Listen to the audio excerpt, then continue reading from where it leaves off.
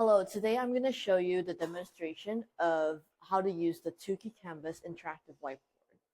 So before we begin, I'm going to quickly explain to you how this system is connected. So first you have your laptop, which is connected to the projector right above the screen, which is projecting the image onto the whiteboard.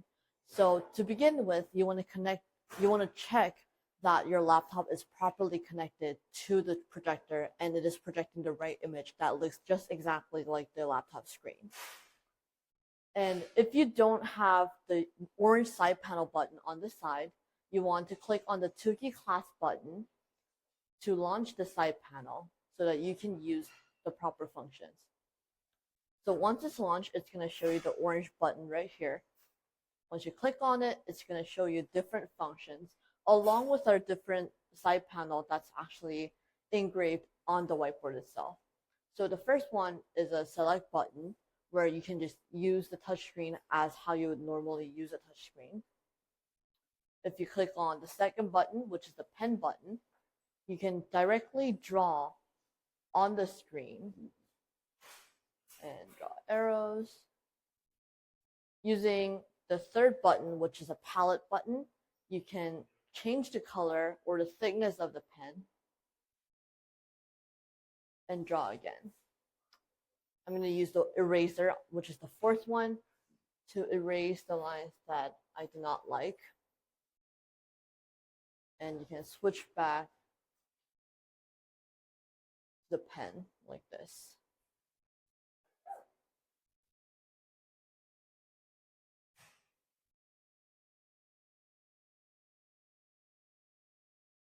Once you switch back to the select function, you can use the screen as how you would normally use a laptop with a touch screen.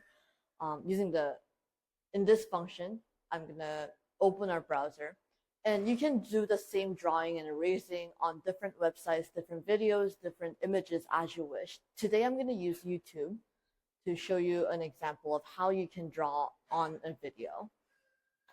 So like you would do on a normal laptop or a tablet, you can search, you can also type on the screen.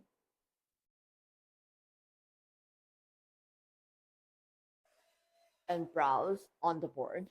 We're going to use this video today.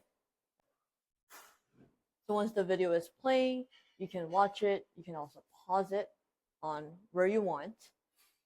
You can go back to our side panel, click on the pen function, which is going to enable the touch, and draw lines, draw arrows, you can also circle, different things.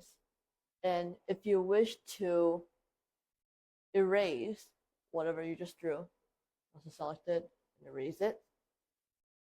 So once you're done with using this browser, you can click on the very top button on the side panel of the whiteboard, which is called PC, and switch back to the whiteboard. You can click it again to go back to the browser. On this screen, we have the side panel actually moved to the bottom of the screen, and you can use the same pen function on the whiteboard as well. With the whiteboard, you can actually use the smart panel that is right here. We have 4 different pens, which are actually not board markers, but they are interactive pens. So using these pens, you can draw, and you can also pick up another pen to switch the color. Right here we have black, blue, and red. And you can pick up the first white pen to use as an eraser to erase whatever you need